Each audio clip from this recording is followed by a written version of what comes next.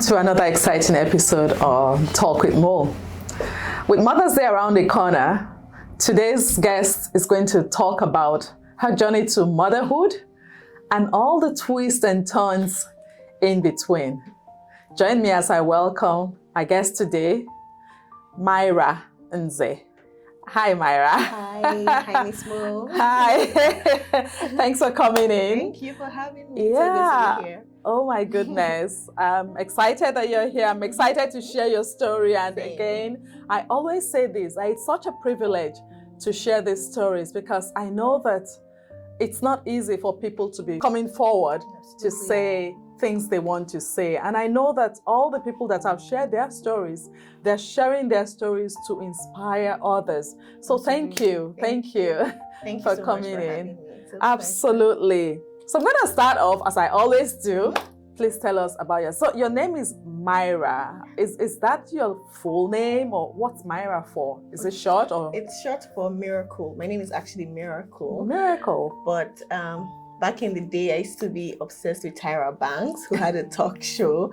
And so I don't remember who he was now. Maybe an ex-boyfriend. I was like, you love Tyra so much.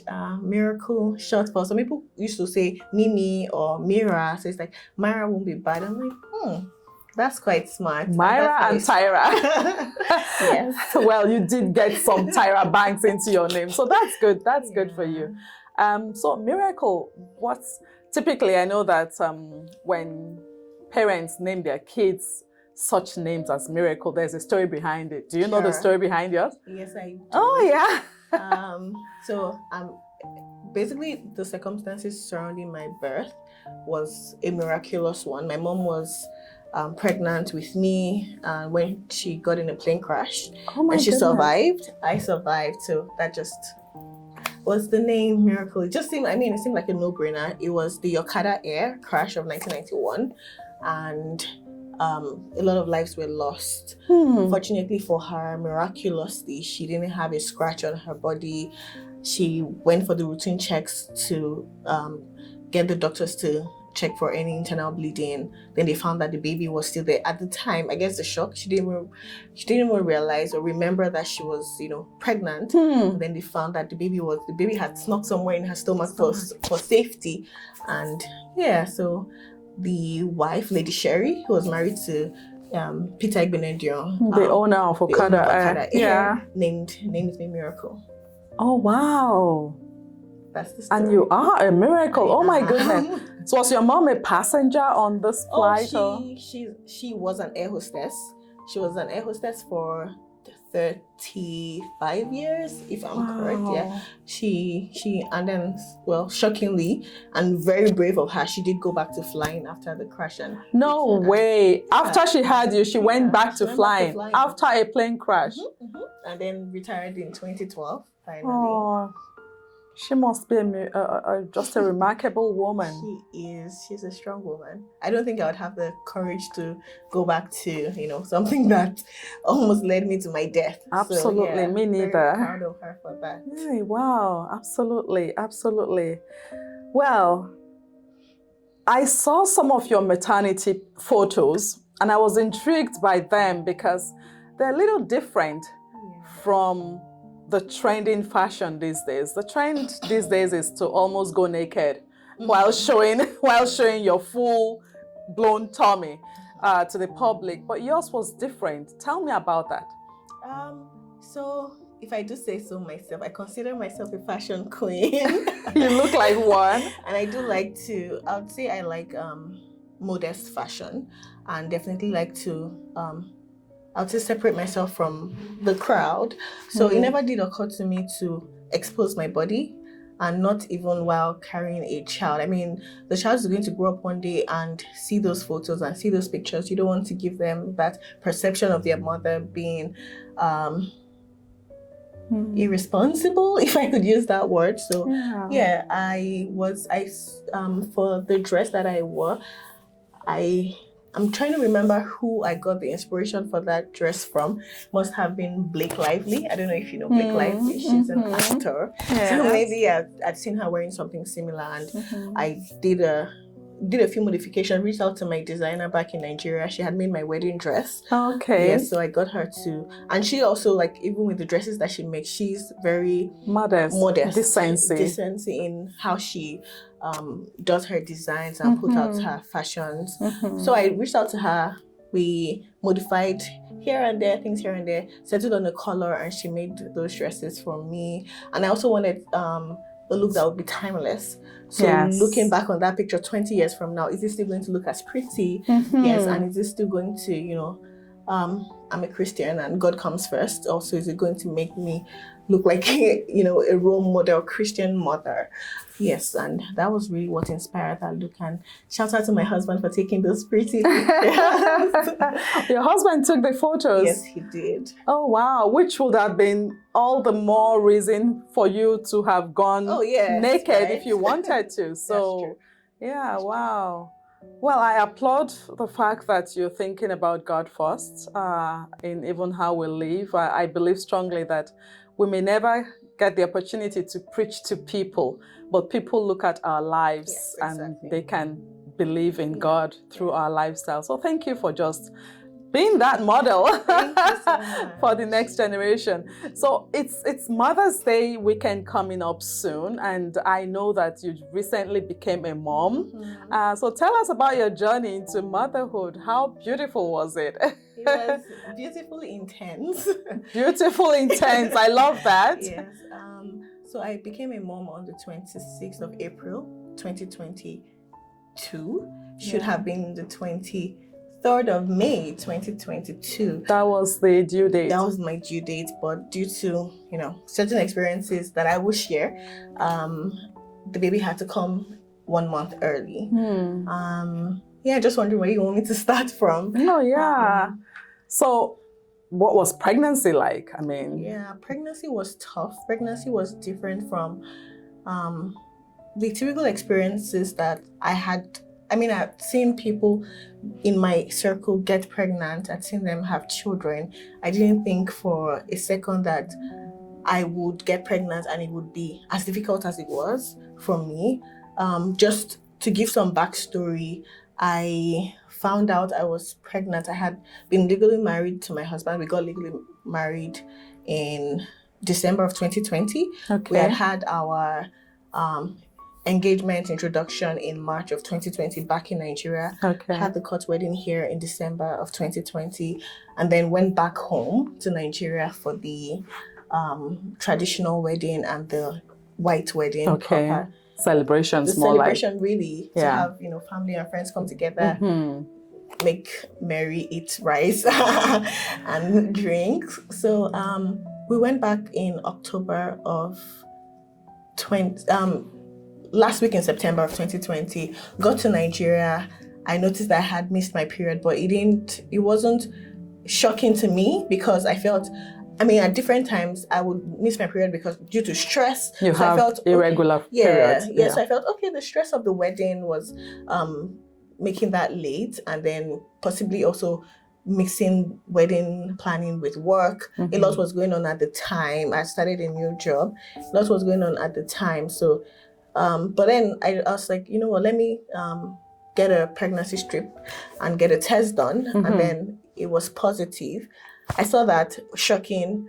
I didn't really believe that it was positive. I said, sometimes mistakes can happen. I would go to the hospital, get a proper blood test done. We did that, and it was positive. I guess I would say that's where the ordeal and the trauma began, because 2 days after I had found that I was pregnant, I just started getting sick. It was almost like having knowledge of something, like not knowing I was pregnant. I was fine, and then once I found out, the story just took a different turn. I got sick. I was throwing up, feeling dizzy. I think I must have been throwing up at least 5 to 6 times a day at the time. So how old was the pregnancy at this time? It was 6 weeks. I found out when I was 6 weeks along. And that morning, because living in Canada, going back to Nigeria, a lot of the tailors were back in Nigeria. I hadn't done any physical fittings with them, so I had to get those fittings done, all crunched. I think in 1 week I had to get all of that sorted. So it was intensely stressful. And then I went to one of the designers. I was trying on the traditional outfit, and then on that day I got really sick. I started to throw up at her studio, and then I just wasn't even in it. I had it officially, and I said, just to get the clothes off, I needed to throw up. They got some cold water on me to help feel better. I wasn't feeling great at all. Then we had to start driving back to the island. The traffic was crazy on that day. It just seemed like all the demons were out to get to me on that particular day.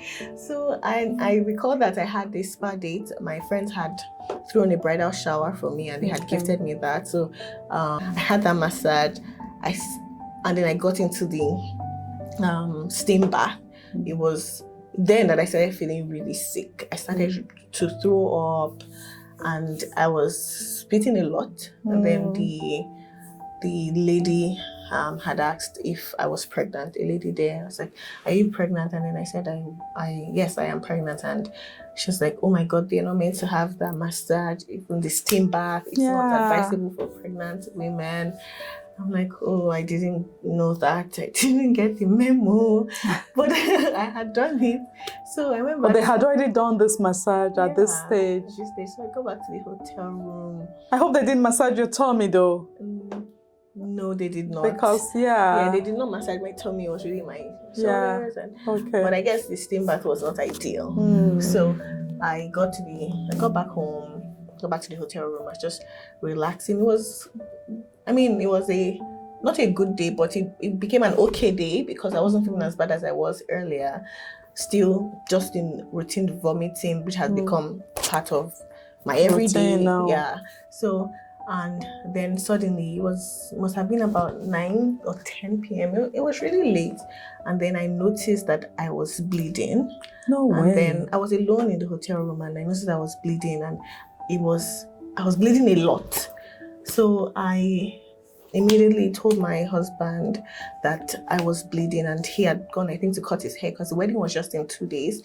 And then he started running back to the hotel. I told my auntie, and she said to just lay down on the bed and just get a sanitary towel, lay down on the bed and elevate my legs, which I did. The bleeding would not stop. My husband came in, and he was livid and really saying, "Oh, I said you should, take it easy with these fittings and all of that." And it's just quite interesting that, a pregnancy that we were not expecting had already become such a part of us, and the thought of even losing it was, it was a terrible few hours. I couldn't get any sleep that night, and I was bleeding right up until morning. And first thing in the morning, we rushed to the hospital.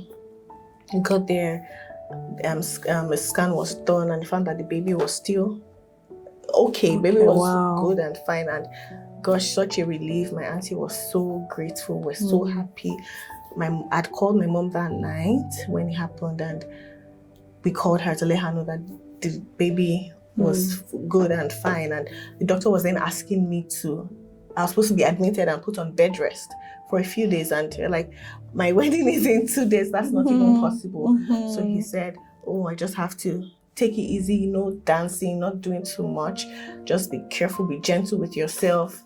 If anyone is asking you to do the most on that day, just let them know that, you're being careful because of COVID. Yeah. COVID was going to be the story. It's COVID, and you just needed to take things easy." Because at this stage, you hadn't informed people that you were pregnant. No, I had not. So, and that was what happened. That was really the turning point. Even on the wedding day, it was, just taking things easy. I would have to go through up, and my wedding planner was super. She had assigned a bride's hand, like she was not one of my bridesmaids, but it was like a bride pamperer. So she was taking good care of me. Perfumes were making me feel sick, nauseous. A lot of the other vendors, makeup artists, they had to be told beforehand, no perfumes, So the wedding happened, it was fine. Coming back to Canada, I was still dealing with the sickness. I had to resume work even back from Nigeria. I was dealing with the sickness. And then coming back to Canada, I couldn't even walk at the time. I was so weak.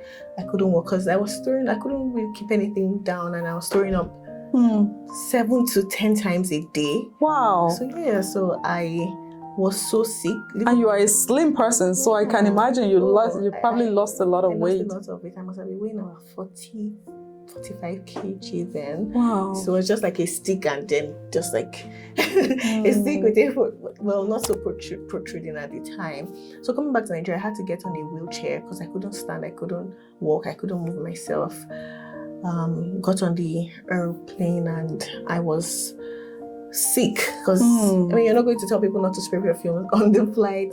Lots of the foods, smells, I was throwing up throughout. Coming back to Canada, I was still on a wheelchair.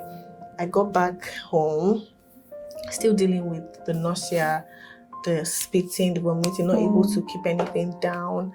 It was just really affecting, no food, you're weak. I was really weak and just managing every day. And then I couldn't even drink water. So I think for 3 weeks, I didn't drink water. Wow. So I was only maybe drinking milk, some juices, the ones that could stay down here and there, but not getting any water in.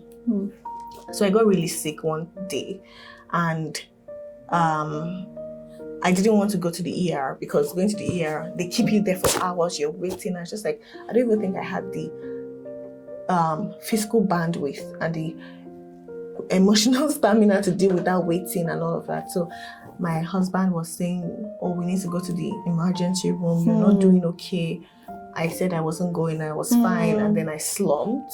Oh wow. And then they had to call an ambulance. They came, took me. Immediately I got into the ambulance, they had to get IV fluids in. I was dehydrated. They had to get IV fluids in. I got to the hospital. I would say that I was half alive because I was hearing the voices. They're saying, this is really bad. Where they started asking questions. It was my husband that was answering. They said, has she been out of the country? He was like, yeah, we had to go get her away. Then immediately they're like, she's gone to Africa. And then they diagnosed me. They said it was hepatitis E, really caused by intake of unclean food and water. No. So they had to still keep me in the hospital. I was in the hospital for about a week, and just getting IV fluids. I must have gotten about 30 bags of those. Wow. In the time I was there. And one night, in those days, I know deep down I didn't think I was going to make it. I just felt I was going to die, and when is this process going to be over? And then I started listening to one song. It was Dunsin Oyekan's song, Breathe is the title. Okay. And then I was always singing to myself. I couldn't even get myself to mouth the words. So it was like singing in my heart, and then also asking my baby. At that time, I didn't know the gender of the baby yet, but somehow I just always knew that it was going to be a boy. I was not having a girl. And then I'll talk to him. I'll ask him to, please stay alive. Hold on to God. You were talking to your baby? Yes. I was talking to him. I would say, please stay alive. Hold on to God. And that really inspired the name that we eventually chose. It was there in my sick bed. I just heard the name Jidenna. Hold on to God. Jidenna. Yeah. And that means hold on to God. Yeah. So for me, the name it's hold on to God or hold on to the Father. So, and it was in that time I really got to acknowledge the strength of my husband, because he just showed up and he kept me strong. So it was almost like hold on to God, but then hold on to your father, like your physical father as well, because I was holding on to him too. So that I wouldn't say I started feeling better, but I got well enough to be discharged. Then I went home. They said then they came back. We had to go back to the hospital after being discharged. They said that it was a misdiagnosis, and it was actually hyperemesis gravidarum. What's that? So it's something called HG. So it's called HG for short. Okay. And it's morning sickness really, but it's sickness that lasts all day. So you know how they say morning sickness is the morning. This was Oh, non-stop. So it's vomiting, nausea, feeling sick, not able to put anything down, and it was just recurrent. It wasn't ending. So I was my first question was, okay, how long is this going to last? Is it going to be for the first trimester? And then they said to me, yes, it'll be for the first trimester. Most times it ends after the first trimester, and you start to feel better in the second trimester. But that was not my case. It was just going on and on. Even after the first trimester? Even after the first trimester. I remember when the first trimester was ending, I was hoping to start feeling better, but it didn't happen. And I would say the other thing is, like, I couldn't really share with people how bad it was that I was feeling. I remember a friend of mine who lives in Ajax, she came, like, she would call. I wasn't even, most of the time my phone was on, a lot of people couldn't reach me. My phone was always on airplane mode because, and usually I'm not the type that you cannot reach. I'm always on my phone. When you need me, you call me, I'm available. So I would put my phone on airplane because it was just, I was having the worst time. And then my friend came and she literally was in tears when she had seen me. A very close friend was getting married. I couldn't really do the things that I would, normally do. Got there, I had to just get in bed, and I was not myself at all. I would say that was one of the lowest points I have ever been in my life. Why were you unreachable? You just couldn't? I just couldn't even speak on the phone. I would maybe send you a message, I'd probably be replying days after. And then at a point, I'll just put my phone on airplane mode because I just didn't. And I guess it was also leading me to some depression. And I just wanted to stay away from everything and just be by myself and hope that I start to feel better.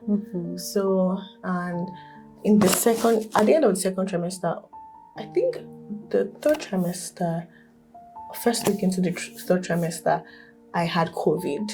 Oh, wow. I got diagnosed. I had COVID. I don't know how, but I had, because I'd been home. Only I had to attend a friend's daughter's birthday. That was the only time when I really had to be out. But I was also going to the hospital a lot. So it could have been the hospital. So I had COVID. Another terrible phase again to deal with COVID. And that was not enough. One night, I was asleep, and then something jolted me out of my sleep, and it was itchy. Like, my whole body was itchy. I started to scratch myself. My palms were itchy. My toes were itchy. Like, my ears were itchy. And then I had to wake my husband up to say I'm not okay. Then and then I just started doing some quick Googling. I saw something called ICP, itching in pregnancy. I started to see, it could lead to a stillbirth online, but my husband was like, please leave Google. Google, whenever you go on Google, you'll find a lot. You'll find a lot of things, like, leave Google, please.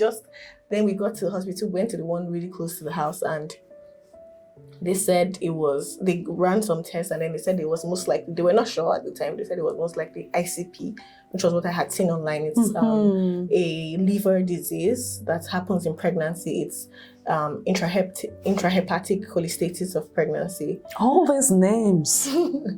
Wow.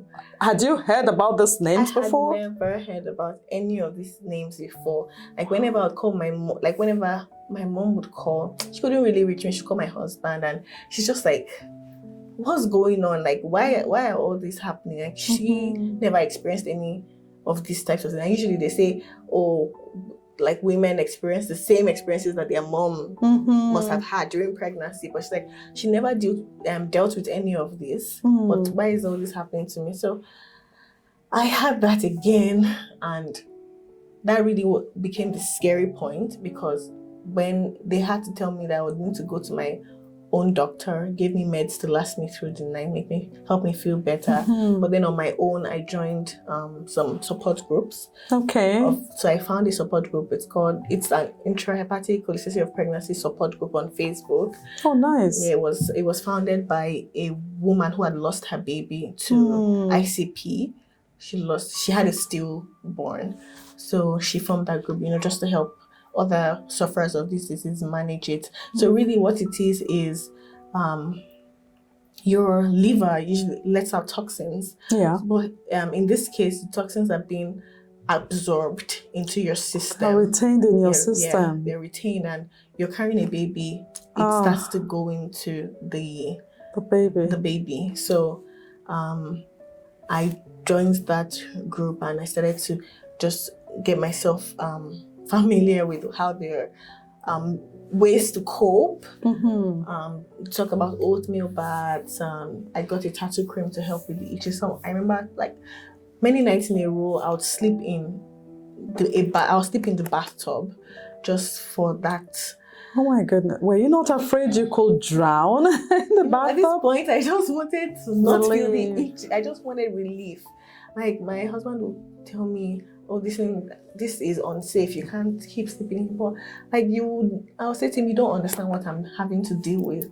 And then I then got assigned to an OB-GYN. I was put immediately. I was in the high risk pregnancy, and then I was being monitored by one of the top obstetricians just because of my peculiar case. Yeah. When I had to go do a blood work, usually the bile acids are meant to be anywhere from 6 to 10, but mine was in the hundreds. So I think the first bile acid test, it was about 145. Goodness. And that's like crazy. And then she was so shocked because she said to me, she's familiar with a lot of pregnancy diseases, especially with Black women of color, gestational diabetes, preeclampsia. Those are common ones for Black women. But ICP, she knows about ICP, but it's usually white women, which I would confirm because I was on a support group and I was the only Black person there. On the Facebook support group. And how many were there in the group? On the group, I would say we're about 200 of us. 200, and you were the only Black person? The only Black person. And then later, a Caribbean lady joined. So I was not feeling so alone anymore, and I was quite popular on the group because I was one of the few, or if not only the Black person there. So then I was having to go to the hospital 2 to 3 times a week because they had to keep monitoring the baby, doing non-stresses. I also had to keep going for blood work just to monitor my bile acids and how they were doing, and they were not really getting better. It was still in the high ranges.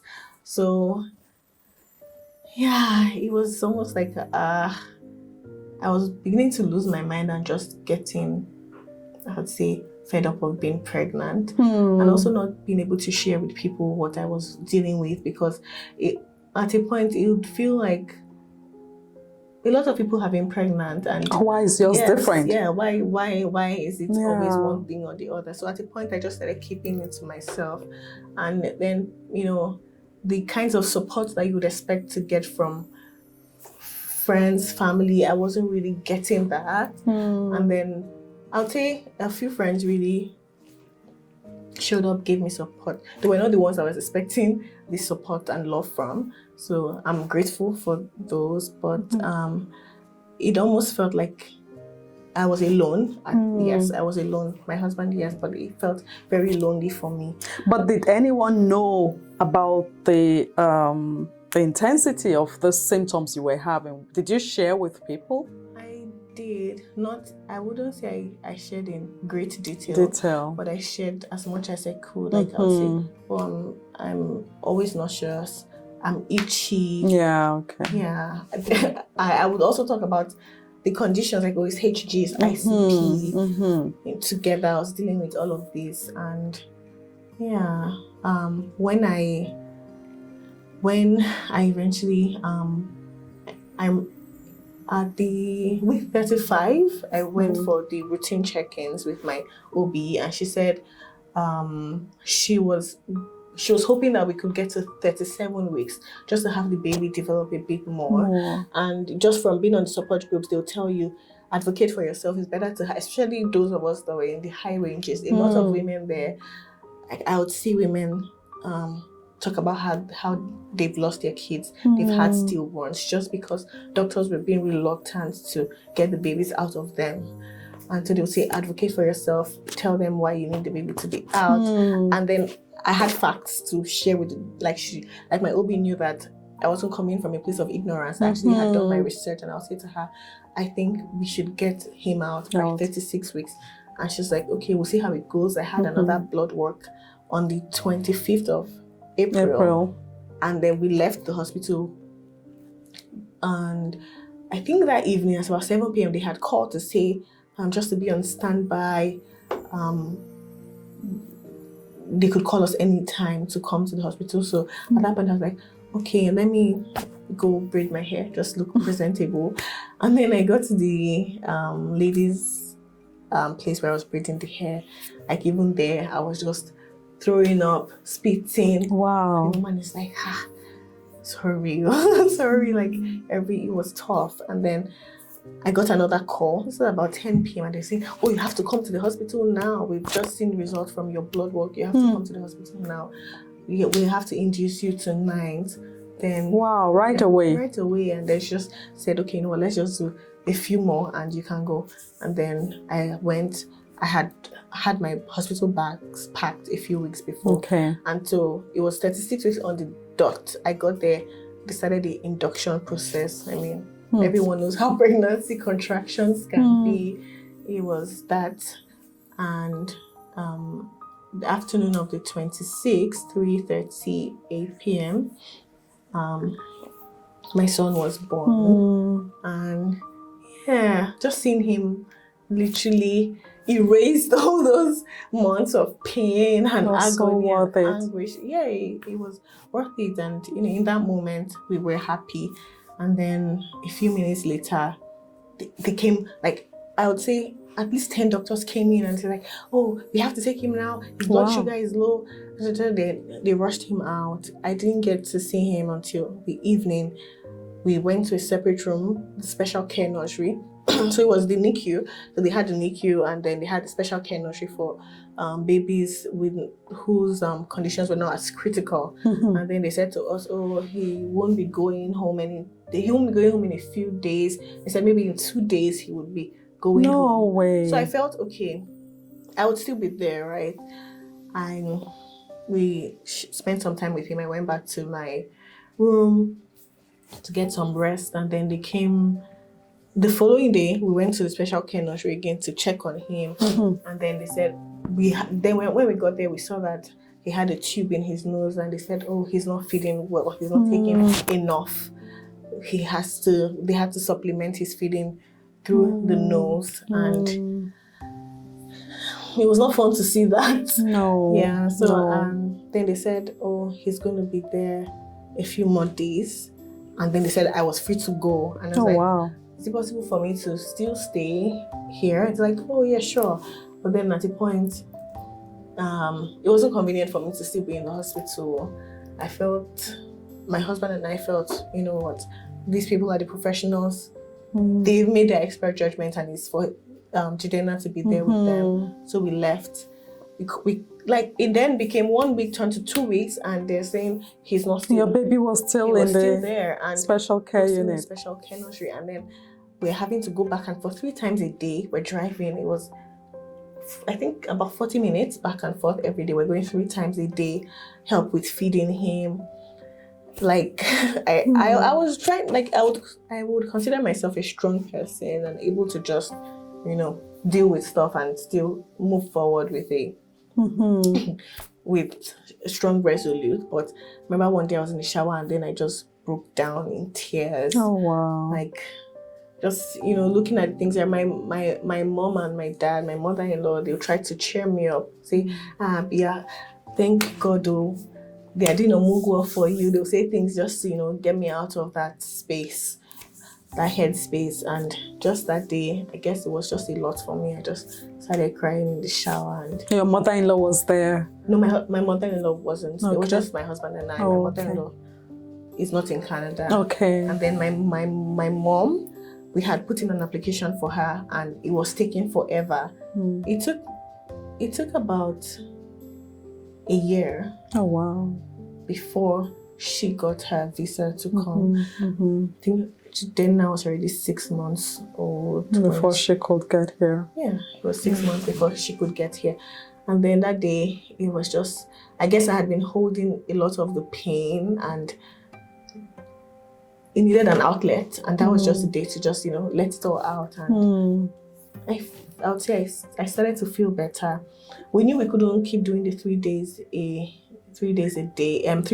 times a day to go into the special care nursery, and then at a point we became like part of the special care nursery family. Can imagine. We've been coming in so much, and oh, hi, whenever we come in, we are used to everywhere. I take my breast pump there. I would pump for him in the nursery, and he was taking breast milk at least. He was taking just breast milk because thankfully I had an oversupply. Wonderful. So I was able to get him on breast milk.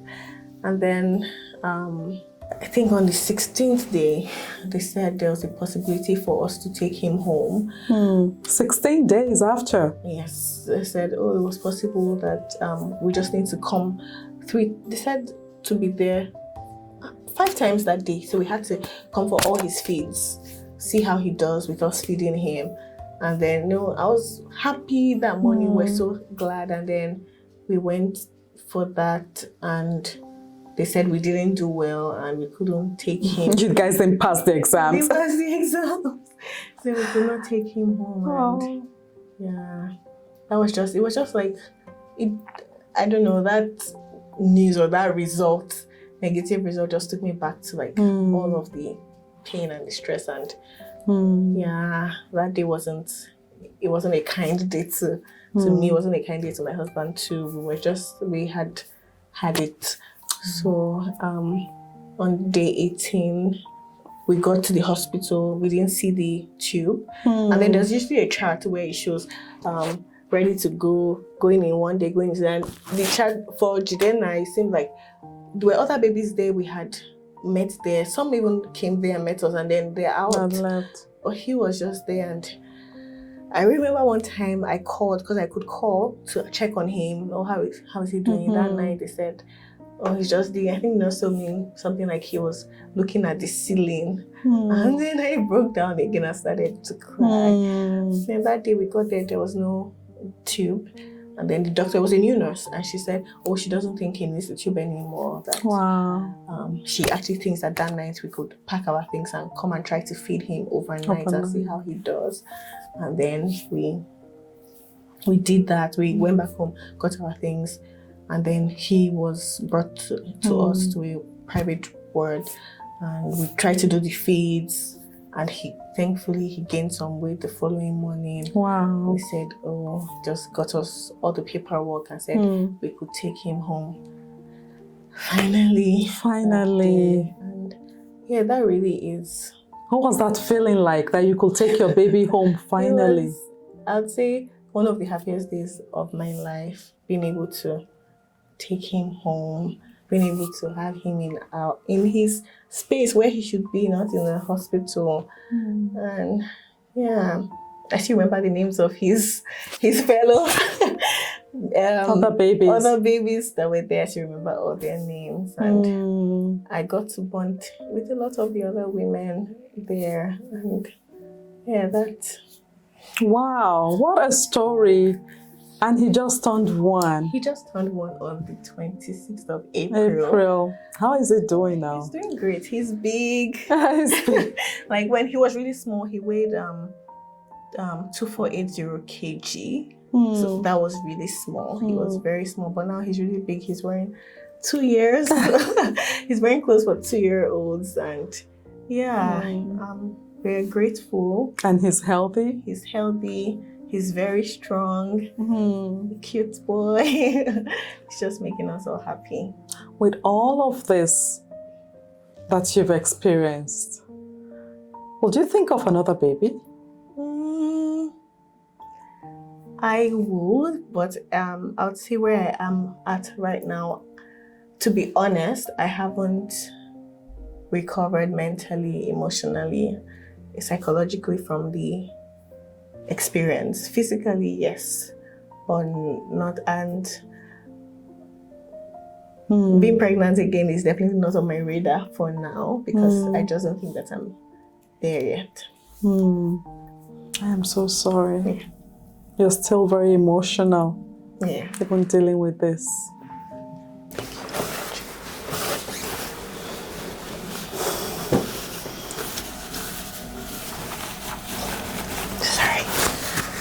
Oh, yeah. I'm so sorry about that. I'm sorry. Thank you so much. So, was he out of hospital for Mother's Day last year? No, we spent Mother's Day in the NICU, and they were so amazing enough. They got us cards. They got the kids to get their footprints on the cards. Oh. And yeah, we were all there on Mother's Day. We had a photo shoot with our babies, and they got those pictures on their Instagram pages. And yeah. My first Mother's Day was in the hospital. Yeah. And so you get to spend Mother's Day now with your son At home. How are you celebrating that? I have not really thought about. Probably go somewhere nice. Now my mom is here, and I have my friend from Vancouver is spending a month with us. She comes, spend some time with us. Like even when I was just my husband and I, my mom wasn't here. I was fortunate. Well, a friend of mine came.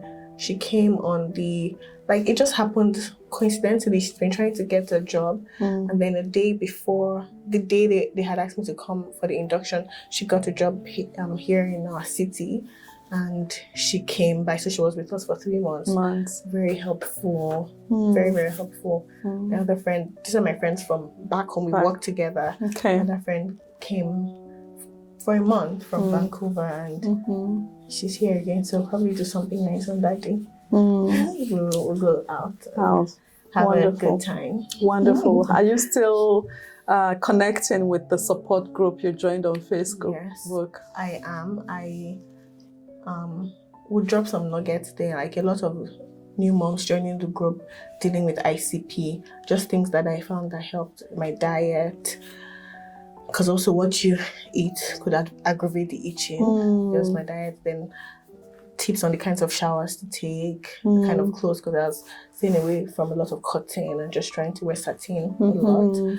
Just dropping those advice. I also did share my stories. They posted that on the ICP group on Instagram, and just also still helping share information.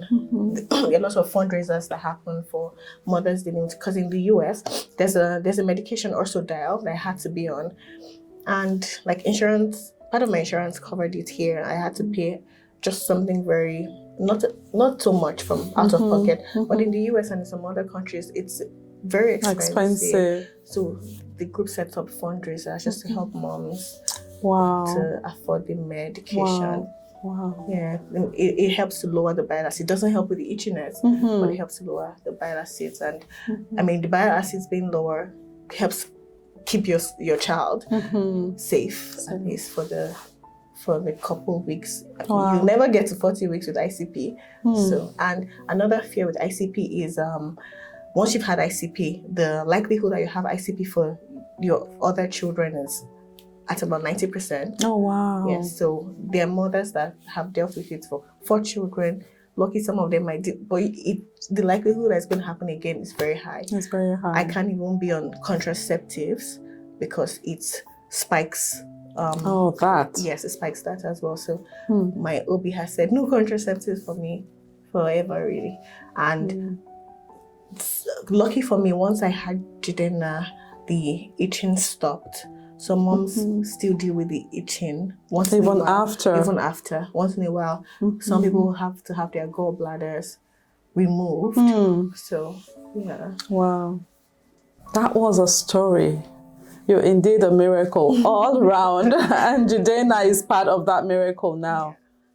Oh, thank you for sharing your story. I'm sure that you've really inspired a lot of women who are going through one form of challenge, difficulty, or another in pregnancy. And yes, we look forward to celebrating Mother's Day. What a way to celebrate Mother's Day with your son. Yeah. And at this point, I think about mothers in waiting. And I have lots of friends who are still praying to God to have children.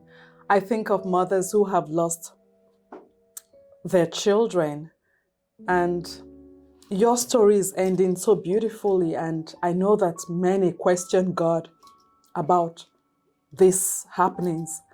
I lost my son myself years ago through preeclampsia, and it could have been helped, but these are part of the things, and this is why we share our story, so that others can be inspired and they can know what to do or what not to do, and to reach out because help is near, right? And I am just so thankful that we're celebrating this beautiful story today. Thank you so much for sharing your story. Thank you. That's it for today. Thank you for continuing to share the stories. Thank you for supporting us by subscribing. If you haven't done so, please go ahead and click on that subscribe button today. Also, these stories can help brighten another's day, to know that they are not alone in their struggles, to know that if we survived the stories we're sharing, they can survive it and they can thrive. It is not the end of the road when we're going through challenges. We have a God who cares, no matter how bad it seems. And whether you're a Christian or Muslim, because I keep talking about the fact that our mission is taken right out of Isaiah chapter 61. And as a Muslim, you may not resonate with the book of Isaiah, and that's okay. But whether you're a Muslim or a Christian, you do not need the Bible to understand that God cares about brokenheartedness. You do not need the Bible to know that God wants to heal you, wants to relieve you from captivity of the mind, of whatever situation.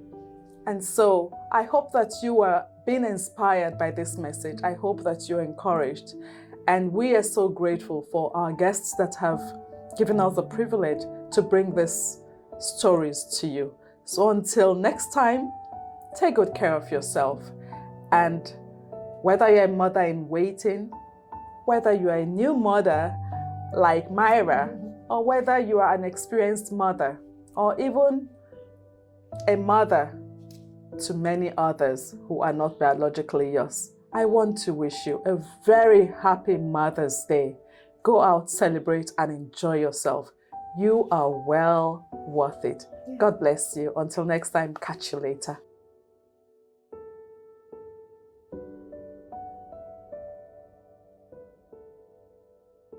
I actually did forget to give you a gift. We have a gift here. It's called The Diligent Worker, and it's by Evie Constance Omagbemi.